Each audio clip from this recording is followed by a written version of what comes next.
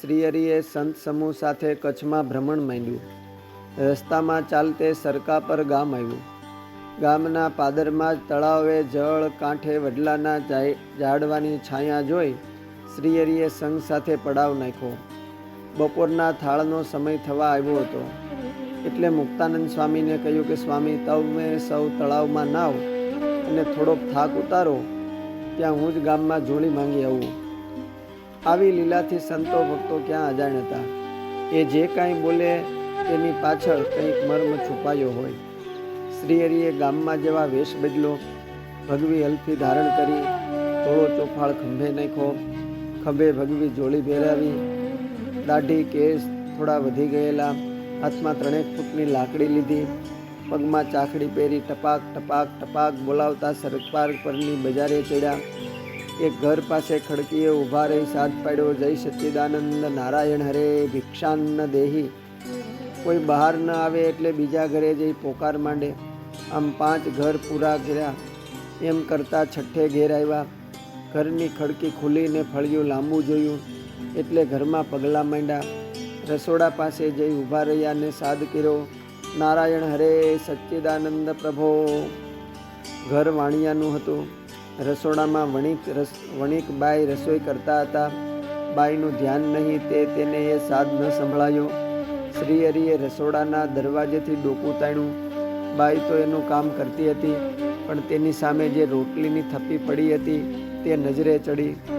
શ્રીહરિએ લીલા કરતા માંગીને તો ઘણીવાર જીમ્યા. આજ તો ચોરી કરીને જમવું છે એમ બરાબર નિર્ણય કરી લીધો. ધીમા ધીમા હળવા પગલાં રસોડા તરફ માંડ્યા.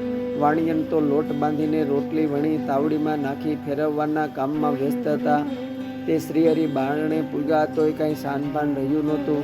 તેની ચિત્તવૃત્તિ કામમાં જ એકરસ બની ગઈ હતી. તેની પાછળ આવી શ્રીહરિએ હળવા હાથે રોટલીનો થપ્પો ઉપાડ્યો. સ્ત્રી તે વેળા તાવડીમાંથી એક રોટલી ઉતારી થપ્પીમાં મેલવા પાછળ જોયું તો રોટલીની થપ્પી ન જોઈ. તેની ફળિયામાં નજર લંબાઈ તો હાથમાં રોટલીની થપ્પી લઈને ભગવા પહેરેલો બાવો બારણે ભાગતો જોયો. એ જ પળે તેની સમજમાં આવી ગયું કે બાવો જ રોટલી લઈને ભાગ્યો. એટલે તે પણ ઊભી થઈને હેઠા હાથે પાછળ દોડીને બૂમો પાડવા લાગી કે દોડો દોડો, ચોર ચોર ચોર. ઘર પાસે જ વાણિયો દુકાને બેઠેલો. તે ઝડપભેર બહાર નીકળો. હાથમાં વેલણ પકડી દોડી આવતી વાણિયણને જોઈને પૂછ્યું કે શું થયું?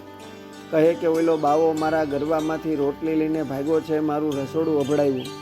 સાંભળતા જ વાણિયો પણ મહારાજ પાછળ દોડ દેતો બૂમો પાડવા લાગ્યો કે ચોર ચોર ચોર. કાછડી ગોઠણ સુધી હાથમાં જાલી મુઠ્ઠીઓ વાળીને દોડતા વાણિયાની પાછળ ગામવાળા પણ દોડવા લાગ્યા. એ તો દોટ દેતા રોટલીની થપ્પી લઈને સંતોની વચ્ચે આવી બેસી માથે પછેડી ઓઢી માળા કરવા મહારાજ બેસી ગયા. વાણિયો અને તેની પાછળ ગામ લોકોની ટોળી શોર મચાવતી સાધુ નજીક આવી. આક્રોશ ભેરા બોલવા લાગ્યા. વાણિયો સાધુ મંડળ પાસે નજીક આવીને બોલ્યો, કાઢો તમારા ટોળીમાંથી પેલા માથે ઓઢેલ બાવાને. મુક્તાનંદ સ્વામી જાણી ગયા કે શ્રીહરિએ કંઈક લીલા આચરી છે એટલે તે ઊભા થઈ વાણિયા પાસે આવતા બોલ્યા કે હં શાંત થાઓ. તમારા ગામમાં આ સાધુની જમાત તો મહેમાન કહેવાય. એવી તે શી વાત છે કે તમે આટલા બધા આકરા ક્રોધે ભરાયો છો? આમ બોલતા મુક્તાનંદ સ્વામી ઘડીક વાણિયા તરફ જુએ તો ઘડીક મહારાજ સામે. લોકોમાંથી એ સમયે ઉશ્કેરાતા બોલ નીકળ્યા કે ગામમાંથી એ તમારો બાવો શેઠના રસોડેથી રોટલી ચોરીને ભાગી આવ્યો છે. મુક્તાનંદ સ્વામી વાત જાણીને હસી પડતા બોલ્યા, ઓહો, અરે રે શેઠ, એમ વાત છે કે? અરે એ તો ગાંડો છે. અમારે ક્યાં આ સંઘમાં ખાવાની ખોટ છે? બોલો બોલો, તમારી કેટલી રોટલી ચોરીને આવ્યો છે? શેઠે કહ્યું કે 5 રોટલી. મુક્તાનંદ સ્વામી કે બસ શેઠ, એમાં તે શું, અમે તમને 5 લાડુ આપીએ. એને અમે લગભગ ગામમાં જવા જ દેતા નથી, પણ આજ અચાનક નીકળી પડ્યો. ક્યારેક ક્યારેક એ તોફાને ચડે તો ગામમાં પાણાવાળી કરવા માંડે છે. કેટલી વખત અમને મુસીબતમાં મેલે છે. થઈ લ્યો, એના બદલે અમે માફી માંગીએ છીએ અને 1 લાડવો વધુ આપીશું. વાણિયો તો લોભમાં પડ્યો. એને થોડી વાર અબોલ રહેલો જોઈને સ્વામીએ કહ્યું, શેઠ, આટલા ઓછા પડતા હોય તો 8 લાડુ આપીએ. એમ કહી બીજા સાધુને ઈશારો કરી લાડુ મંગાવી વણિકના હાથમાં આપી ખભે હાથ મેલીને કહ્યું, શેઠ, તમારા વડવાના દાન પુણ્ય તમે કરો. વસ્તુપાળ તેજપાળ જેવાના તમે વંશજ, તમને ક્રોધ ન શોભે. શેઠ કહે કે હા મહાત્મા, તમારી વાત સાચી છે, પણ તમે સાધુઓ આમ રોટલી ચોરતા ગામે ગામ ફરશો તો ધર્મ ક્યાં રહેશે? વાણિયો ધીરા પગલે રોટલીના બદલે 8 લાડુથી મનમાં અરખાયો.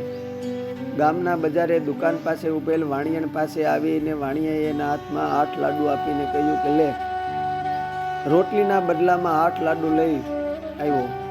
વ્યાજ હોતી વસૂલાત કરી છે. એના મોટા મહંત તો બહુ સારા છે, એ ગાંડાને બીજું હું શું કહું? લોક ટોળામાં ઉભેલા ભુજ ગામની સંતોકબાઈએ આગળ આવીને કહ્યું, શેઠ, એ સાધુ તો મારે ત્યાં આવ્યા હતા, એ તો ઓલા સ્વામિનારાયણ ભગવાન હતા. તમે ઓળખા નહીં? અરે મૂર્ખાઓ, તમે આંધળાથી ભીત ભૂલા. એ પાદરે એનો સંઘ છે. એ જ પળે બધા પાદર તરફ પાછા ઉપડ્યા. વાણિયો અને વાણિયણ કાપો તો લોહી ન નીકળે તેમ થઈ ઊભા રહ્યા. તે જોઈ સંતોકબાઈએ કહ્યું કે શેઠ, તમે ભૂલ કરી. આપણા ગામના પાદરે સાધુની જમાત આવી એને ધર્માદો કરવાને બદલે તમારા જેવા ધર્માદાનું તેની પાસેથી ખાઈ એ સારું ન કહેવાય. 5 રોટલીમાં આબરૂ ખોઈ.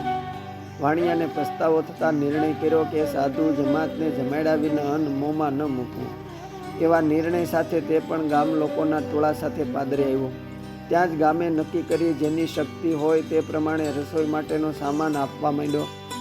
આમ સૌ તરફથી રસોઈનો સામાન અપાયો. રસોઈ તૈયાર થવા લાગી એટલે વાણિયો ઘેરે જઈ લાડવા ખાઈને સૂતો કે તરત તેના અંગે અંગમાં બળતરા ઉપડી. તે રાયડું પાડવા લાગ્યો. વાણિયાણીને ખબર પડતા તેણે ઘરે આવીને કહ્યું કે લ્યો, જોયું ને, આ સાધુનું ખાધું એનું ફળ. હજુય સાધુ પાદરમાં છે, તે જડ જાઓ, એની માફી માગો, નહીતર જન્મારોય બગડી જશે. હાલો, એમ કહીને વણિક અને વણિકની સ્ત્રી બંને સંતો પાસે આવ્યા. ત્યારે સંત મંડળ જમી રહ્યું હતું અને મહારાજે સૌને બેસાડી સભા કરી. વણિક મહારાજને પગે લાગી માફી માગવા લાગ્યા. તે જોઈ મહારાજ હસી પીડા અને તેની પર દયા કરી તેને પીડા મુક્ત કર્યો. એ જ પળે આ વણિક શ્રીજી મહારાજનો વર્તમાન ધરાવીને આશ્રિત થયો. અસ્તુ. જય સ્વામિનારાયણ. સત્સંગ સાગરના મોતી લેખ માળામાંથી.